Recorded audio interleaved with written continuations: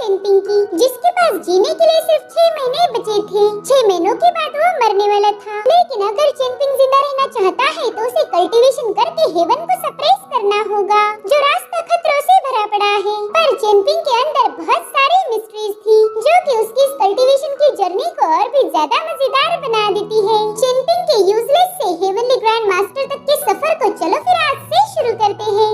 कहानी की शुरुआत में हम एक वॉरियर को देखते हैं, जो कह रहा था कि जब तक चेनपिंग जिंदा है तुम एक कदम भी आगे नहीं बढ़ा सकते। वो एक प्राचीन दीवार पर विशाल डीमन आर्मी का मुकाबला करने के लिए अकेला ही खड़ा था। उसके आसपास बहुत ही पावरफुल आरा फ्लो हो रही थी और उसके हाथ में एक डीमन का कटा हुआ सिर था, जिसके बाद उस मॉन्स्टर का सिर नीचे फेंक देता है, जो देखकर डीमन आर्मी बहुत ज्यादा भड़क गई। वो लाखों की तादाद में उस अकेले वॉरियर पर अटैक करने चले गए और उसी वक्त वॉरियर अपनी सोर्ड को पुकारता है। उसके समन पर ही उसकी सोर्ड तुरंत ही हजारों तलवारें रिलीज कर देती है, मानो वहाँ पर स्वॉर्ड्स का तूफान आ गया हो। इस रेड ऑरा में लिपटी हुई स्वॉर्ड्स ने डीमन आर्मी का बहुत ही जबरदस्त तरीके से खात्मा कर दिया। और अब एक आखिरी बार हमें उस वॉरियर की आंखें दिखाई जाती है। उसकी आंखें देखकर हम अंदाजा लगा सकते हैं कि ये हमारे हीरो चेनपिंग का फ्यूचर फॉर्म है। जिसके बाद हमें ये जंग होने के पहले की कहानी दिखाई गई, जहाँ पर हम अपने हीरो चेनपिंग को देखते हैं, जो कि प्रेयर्स करते हुए अपने घर को ब्लेस कर रहा था। साथ ही वो अपने पेरेंट्स के मेमोरियल टैबलेट के सामने नील करते हुए एक शांति भरी दुनिया की ब्लेसिंग मांगता है। जिसके बाद वो रूम से बाहर आके चांद को देखने लगा। तभी उसका पड़ोसी सॉन्ग जिनशन उस पर पेबल्स फेंक के मारने लगता है। वो कह रहा था चेनपिंग, मैं और मेरी सर्वेंट ज़ीगुई अगले महीने ये टाउन छोड़कर जाने वाले हैं। तो चेनपिंग कहता है ठीक है भाई, संभाल कर जाना। जिसके बाद वो खाना पकाने के लिए लकड़ियाँ उठाने लगता है। तभी सॉन्ग जिनशन उससे कहने लगा कि मेरे जाने के बाद मेरे घर पर चोरी करने का सोचना भी मत। फिर यहाँ पर वो चेनपिंग को उकसाने की कोशिश कर रहा था, मगर चेनपिंग उसके मुँह ही नहीं लगता। इसलिए सॉन्ग जिनशन अपने पेबल्स वहीं पर फेंकते हुए कह रहा था कि तुम बहुत बोरिंग हो। वाकई तुम गरीब लोगों को कोई कितना भी परेशान क्यों ना करे, तुम्हारे मुंह से उफ नहीं निकलती। आप सॉन्ग जिनशन के वहाँ से जाते ही ज़ीगुई चेनपिंग से कहने लगी कि क्या तुम वो पेबल्स उठा के दोगे, मुझे वो काफी ज्यादा अच्छी लगी। तो चेनपिंग ने कुछ पेबल्स उठाकर उसके हाथ में थमा दी और ये देखकर एक छोटा बच्चा सॉन्ग जिनशन का दरवाजा पीटने लगता है। वो कह रहा था सॉन्ग जिनशन, देखो तुम्हारी सर्वेंट और मेरा भाई फ्लर्ट कर रहे हैं। मुझे पूरा यकीन है कि उन दोनों का कोई ना कोई चक्कर जरूर चल रहा। ये सुनकर सॉन्ग जिनशन कहता है कि अरे क्या बकवास कर रहे हो, चेनपिंग मेरी सर्वेंट के साथ नहीं बल्कि तुम्हारी माँ के साथ है। कल रात ही मैंने उन्हें बातें करते हुए देख लिया था। ये सुनकर वो बच्चा कह रहा था कि तुम मेरी माँ के बारे में कुछ ना ही बोलो तो बेहतर होगा, वरना मैं तुम्हारे असली बाप के बारे में सबको बता दूंगा। जिस पर सॉन्ग जिनशन कहता है बच्चे तू भी मेरा ही खून है। खैर आज तो मैंने तुझे माफ कर दिया, क्योंकि आज तेरे बाप का मूड काफी ज्यादा अच्छा है। अब उनकी बातें सुनकर ज़ीगुई को हंसी आ रही थी। तो बच्चा उससे कहता है ज़ीगुई मेरे भाई चेनपिंग का पीछा छोड़ दे, तुमने तो शियान को भाव देना चाहिए। सारे गाँव को पता है कि शियान तुम्हें कितना पसंद करता है। वो तो तुम्हें ऐसे देखता है मानो कच्चा ही चबा डालेगा। अब शियान का नाम सुनते ही ज़ीगुई गुस्से में वहाँ से चली गई। दरअसल इस बच्चे का नाम था जियोसान। वो चेनपिंग को एक बकेट दिखाकर कह रहा था कि देखो तुमने जो मुझे फिश दी थी वो काफी तेजी से बड़ी हो रही है। तो चेनपिंग देखता है कि वाकई वो गोल्डन फिश काफी ज्यादा बड़ी हो चुकी थी। अब जियोसान उसे डिनर के लिए इनवाइट करने लगता है, मगर चेनपिंग ने जाने से मना कर दिया। वो कह रहा था कि कल मुझे चिट्ठियाँ बांटने का काम मिला है, इसलिए मैं जल्दी से सोने वाला हूँ। चलो अब ये मछली भी तुम ही रख लो। तभी जियोसान उसे बताने लगता है कि भाई मेरी माँ कह रही थी कि कल सुबह हमारे टाउन में कुछ आउटसाइडर आने वाले हैं, लेकिन मुझे एक बात समझ नहीं आ रही, हमारे गांव की ड्रैगन फर्नेस तो कब की बंद हो चुकी है, फिर उनका यहाँ आने का क्या मकसद होगा। मेरी माँ बता रही थी कि वो लोग इमॉर्टल्स हैं और उनके पास ढेर सारा पैसा भी है, हमें उनसे काफी कुछ सीखने को मिलेगा। लेकिन सच बताओ तो मुझे ऐसा बिल्कुल नहीं लगता। जिस पर चेनपिंग कह रहा था कि तुम छोटे तो हो मगर तुम्हारी बातें बड़े लोगों जैसी है, चलो निकलो यहाँ से। अब हमें अगले दिन का सीन दिखाया जाता है। चेनपिंग टाउन के गेट के पास पहुँच चुका था। वो देखता है कि वहाँ पर कई सारे फॉरेनर्स आ गए हैं। इन्हीं का जिक्र जियोसान ने किया था। ये सभी लोग अलग अलग रीजन से यहाँ पर किसी खास अपॉर्चुनिटी की तलाश में आए थे। अब उनके मकसद के बारे में हमें कहानी में आगे पता चलेगा। अब टाउन का गेट कीपर उनसे कॉइंस मांग रहा था, तभी जाकर उन्हें इस टाउन में एंट्री मिलेगी। तो वो लोग भी भारी कीमत चुकाकर टाउन में एंटर करते हैं। इससे हमें ये पता चलता है कि ये टाउन इतना सिंपल तो है नहीं, यहाँ पर कुछ ना कुछ सीक्रेट जरूर होगा। अब वो लोग चेनपिंग को अपने सामने देखकर उनकी लैंग्वेज में उसे बुरा भला बोल रहे थे। तो गेट कीपर चेनपिंग के मजे लेते हुए कह रहा था कि भाई वो लोग तेरे खूबसूरत थोबड़े की तारीफ कर रहे थे। जिस पर चेनपिंग कहते तुम मुझे पागल तो नहीं समझते, वो लोग क्लियरली मुझे गालियाँ दे रहे थे। ये सुनकर वो बंदा जोर जोर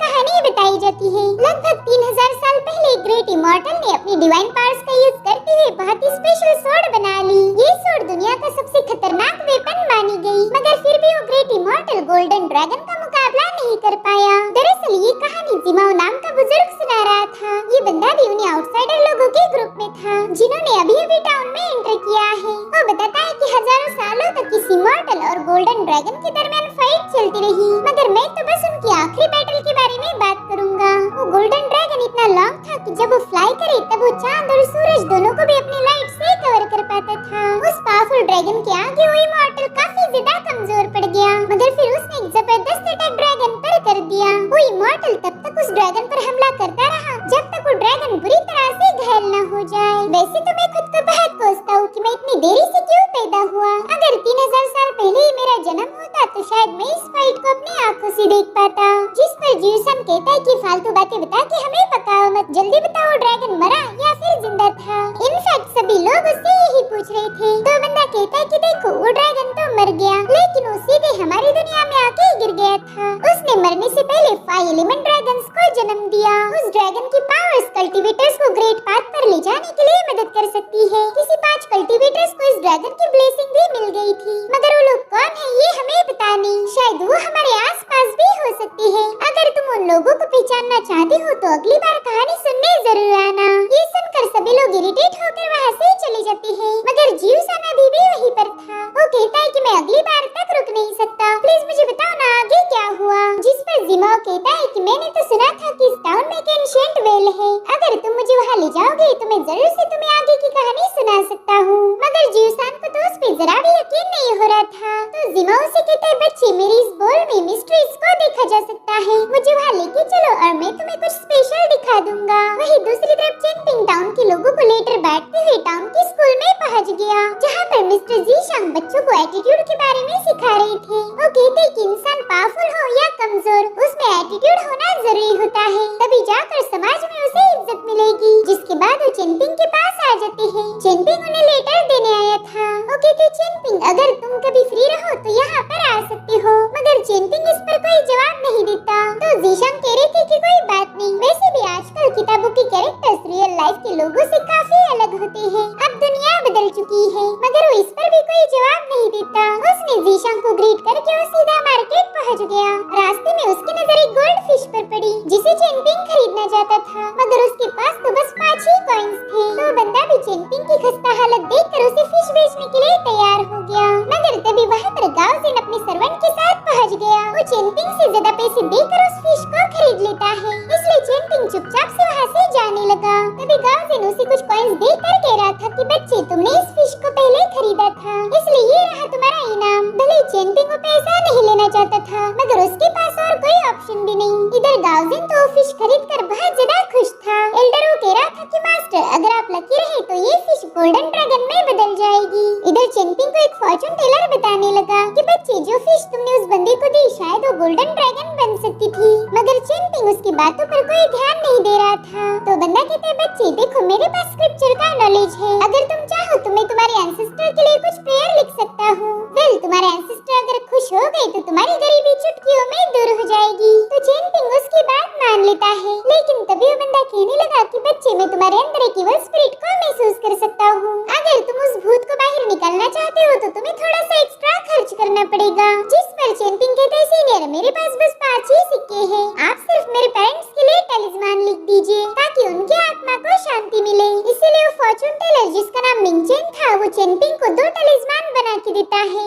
जिन्हें लेकर वो घर की तरफ रवाना हो गया। वही दूसरी तरफ ज्यूसन जिमाओ को एंशिएंट कुएं के पास लेके आ गया। वो कह रहा था कि जल्दी से मुझे अपना बोल दिखाओ, मगर जिमाओ ने उसका हाथ मरोड़ दिया। उस वक्त जिमाओ को फील हुआ था कि ज्यूसन की बोन्स बहुत ही ज्यादा हेवी है, साथ ही उसके बकेट में जो फिश थी वो भी एक रियल वाटर ड्रैगन है। तो जिमाओ उससे पूछता है कि बच्चे ये फिश तुम्हें किसने दी थी, क्या मैं इसे देख सकता हूँ? मगर ज्यूसन ने तो सीधे उसे गालियाँ देना ही शुरू कर दी। वो कह रहा था कि बस चेनपिंग को आने दो, फिर हम दोनों मिलकर तुम्हें यहीं पर गाड़ देंगे, जब से मिले हो तभी से मुझे बेवकूफ बनाए जा रहे हो। तो जिमाओ से हंसते हुए कहता है कि बच्चे इतनी गंदी गालियाँ कहाँ से सीख गए यार? तो कह रहा था कि ये सारी गालियाँ मैंने मेरी माँ से सीखी है, और रही बात इस फिश की तो ये मुझे चेनपिंग ने दी थी, मगर तुम चाहकर भी ये फिश मुझसे छीन नहीं सकते। चेनपिंग का नाम सुनते ही जिमाओ कुछ काउंटिंग करना शुरू कर देता है और पूछता है कि बच्चे तुम्हारा चेनपिंग के साथ क्या रिश्ता है, जिस पर ज्यूसान कह रहा था कि हम तो लंगोटिया यार हैं। तो ये सब सुनने के बाद वो मास्टर ज्यूसान को अपना बोल पोर करके दिखाने लगता है।